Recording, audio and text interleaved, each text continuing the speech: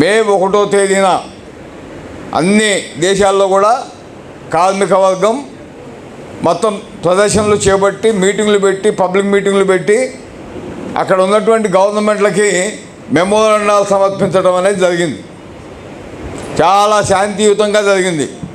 ఒప్పుంటుందా? మే 1వ తేదీన చాలా శాంతియుతంగా జరిగింది. జరగలేదా?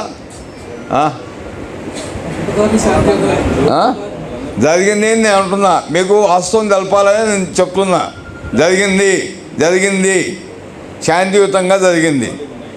కానీ చికాగో అనేటటువంటి ఆ పట్టణంలో ఒక కంపెనీలో కార్మికులు అంతకుముందు నుంచే సమ్మె చేస్తూ ఉన్నారు. ఈ మేడే ప్రదర్శన అయిపోయిన తర్వాత 2వ తేదీ కూడా సమ్మె కంటిన్యూ అవుతూ ఉంది. ఆ కంపెనీ యజమాని ఏం చేశారంటే పోలీసు వాళ్ళని తీసుకొచ్చి వాళ్ళ మీద కాల్పులు జరిపించారు. 10 మంది కార్మికులు అక్కడికక్కడే చనిపోయారు. అంటే మేము 8 గంటల పని అడిగితే ఆ రోజు నువ్వు ఏం చేయకుండా నెక్స్ట్ డే మా కార్మికులను చంపిస్తావా? దీని మీద మేము మళ్ళీ పెద్ద ఎత్తున సమావేశం నిర్వహించి దీని మీద మేము ప్రభుత్వానికి హెచ్చరిక జారీ చేస్తామని ఆ చుట్టుపక్కల ఉన్నటువంటి దేశాలు ఏవైతే ఉన్నాయో కెనడా, తర్వాత అమెరికా, బ్రిటన్ నుంచి మొత్తం కార్మిక వర్గం 2 డేస్లో అమెరికాలోని చికాగో పట్టణానికి చేరుకొని పెద్ద ఎత్తున ఒక బహిరంగ సభ పెట్టి ఈ బహిరంగ సభ ద్వారా ఆ కంపెనీ యాజమాన్యం యొక్క చర్యలని ఖండిస్తూ మొత్తం అన్ని రాష్ట్రాల గవర్నర్లకి మెమోరాండాలు ఇద్దామని నిర్ణయం చేశారు. చేసిన దాంట్లో భాగంగా చికాగోలో మీటింగ్ జరుగుతూ ఉంది. చికాగో పట్టణ మేయర్ కూడా అటెండ్ అయ్యాడు పోలీసు వాళ్ళని తీసుకొని. గొడవ కాకుండా చూద్దామని చెప్పి ఆయన వచ్చాడు. ఆయన వచ్చిన తర్వాత 4 నాయకులు మాట్లాడినాక మేయర్ కూడా మాట్లాడి ప్రశాంతంగా నడుస్తూ ఉంది కదా, ఇక నేను వెళ్ళిపోతా అని చెప్పి పోలీసు వాళ్ళకు కూడా మీరు వెళ్ళిపోండి అని చెప్పి ఆయన కూడా స్టేజ్ దిగి వెళ్ళిపోయే సందర్భంలో పోలీసు వాళ్ళు పోలా వెనక్కి. అంటే చాలామంది కార్మికులు కూడా వెళ్ళిపోయారు మీటింగ్ అయిపోయిందని.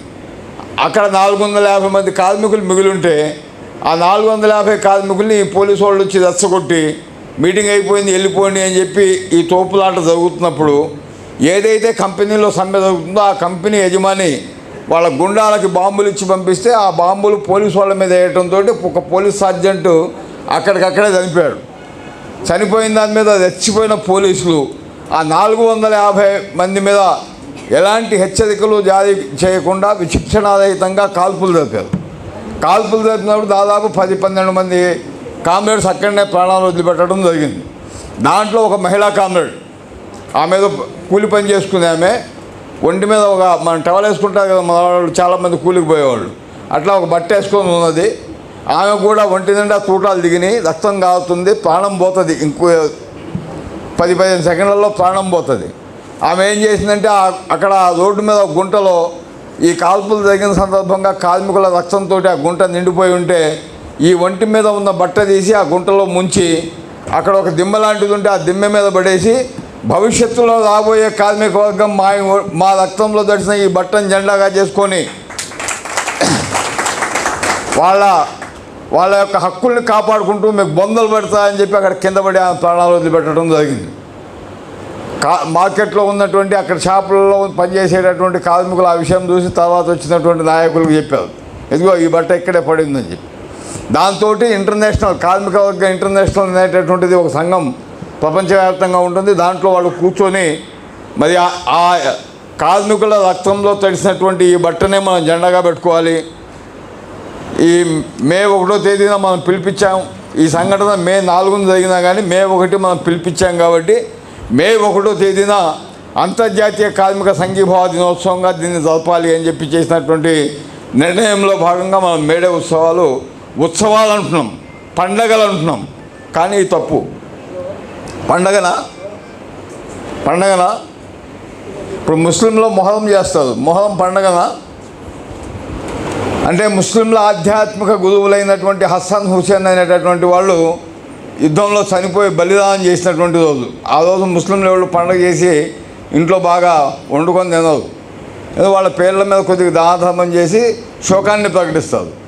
ఇట్లాగే మేడే నాడు మన పూర్వీకులు మన కార్మిక వర్గం ప్రాణాలు అర్పించి ఉరికంబాలు ఎక్కి జైల్లోకి పోయి నానా బాధలు పడితే పెట్టుబడిదారీ వర్గం తెలివిగా దీన్ని మేడే పండగ, మేడే ఉత్సవాలు, మీరంతా పండగ జరుపుకోండి అని చెప్పి మన వాళ్ళు చచ్చిపోయిన రోజు మనతోటి పండగ చేపిస్తున్నారు. ఇది ఎంత అన్యాయం ఒకసారి మీరు ఆలోచించండి. సంఘీభావ దినోత్సవం, వాళ్ళకి శ్రద్ధాంజలి ఘటిస్తాం, వాళ్ళ పేరు మీద జెండాలు ఎత్తుతాం, శపథం చేస్తాం, పోరాడతామని చెప్పి శపథం చేస్తాం, కార్యక్రమాన్ని రూపొందించుకుంటాం, ముందుకు పోతాం, శోకాన్ని ప్రకటిస్తాం. అంతేగాని పండగ చేసుకుంటామా? బిర్యానీ వండుకుంటామా? స్వీట్లు పంచిపెట్టుకుంటున్నాం మనం. స్వీట్లు పంచిపెట్టుకుంటున్నాం, మేడే శుభాకాంక్షలు అని చెప్పి మెసేజ్లు పెట్టుకుంటున్నాం. ఇది చాలా అన్యాయం కామ్రేడ్స్. దీంట్లో మన క్యాపిటలిస్టులు సక్సెస్ అయ్యారు. మన వాళ్ళని చంపిన రోజు చంపి వాళ్ళు మనతోటే పండగ చేపిస్తున్నారు. ఈ విషయాన్ని ఒక్కసారి గమనించండి, మెసేజ్ పెట్టండి.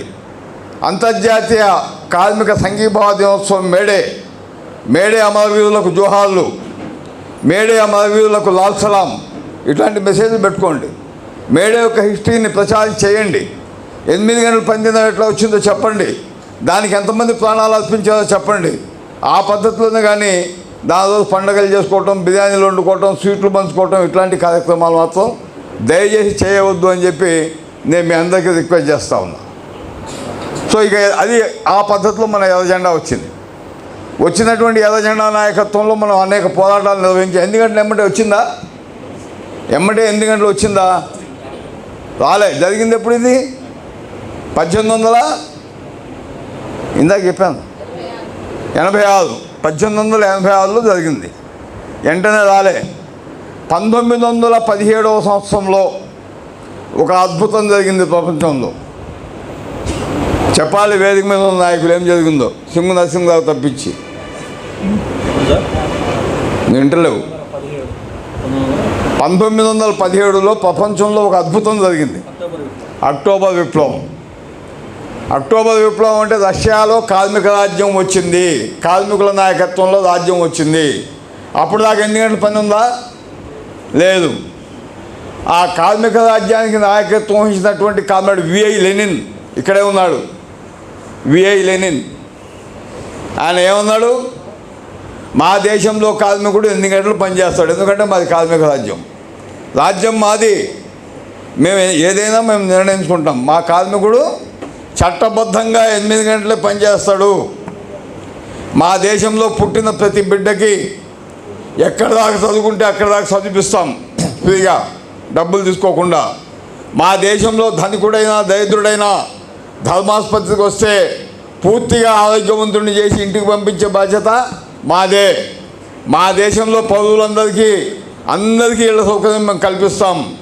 అందరికి చదువు చెప్తాం, వైద్యం ఇస్తాం, ఇళ్ల సౌకర్యం కల్పిస్తాం, రవాణా సౌకర్యం కల్పిస్తాం. ఇక బ్రిటన్లో ఒక ఆయన ఉన్నాడు, ఆయన క్వశ్చన్ ఇచ్చాడు, డబ్బులు ఆడికెళ్ళి తెస్తావా భయ్ అని చెప్పి. ఇన్ని మాటలు చెప్తున్నావు, వినటానికి బాగున్నాయి, పైసలు ఆడికెళ్ళి తెస్తావు అన్నాడు. ఇప్పుడు మీ దేశంలో ప్రైవేట్ కంపెనీలు ఉన్నాయి కదా, మీకు లాభాలు వస్తే లాభం ఎవడు తీసిపోతాడు? యజమాని తీసిపోతాడు. మా దేశంలో ప్రైవేట్ కంపెనీలు లేవు, కంపెనీలన్నీ గవర్నమెంటే. లాభం ఎడిపోద్ది? గవర్నమెంట్కి పోద్ది.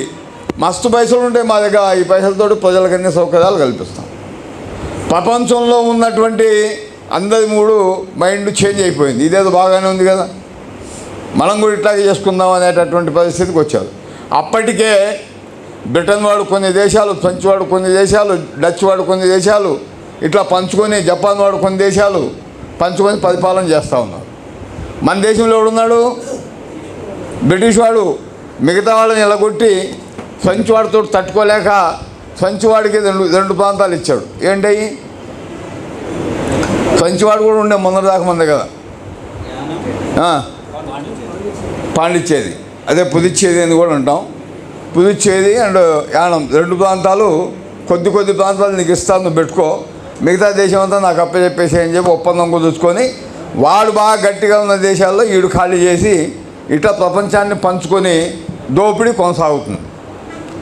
ఈ దోపిడీ కొనసాగుతున్నటువంటి క్రమంలో 2వ ప్రపంచ యుద్ధం వచ్చింది. మీకు ముఖ్యమైన సంఘటనలే చెప్తున్నా, నాకు టైం సరిపోదు కాబట్టి మొత్తం డీటెయిల్గా దాటా నేను. ముఖ్యమైన సంఘటనలు, ఎందుకంటే టైం దృష్టిలో పెట్టుకుంది. రెండవ ప్రపంచ యుద్ధం ఎప్పుడు వచ్చింది, ఎప్పుడు స్టార్ట్ అయింది కామ్రేడ్? దీంట్లో ఇదే ఫస్ట్ టైం వచ్చినటువంటి వాళ్ళని నేనేం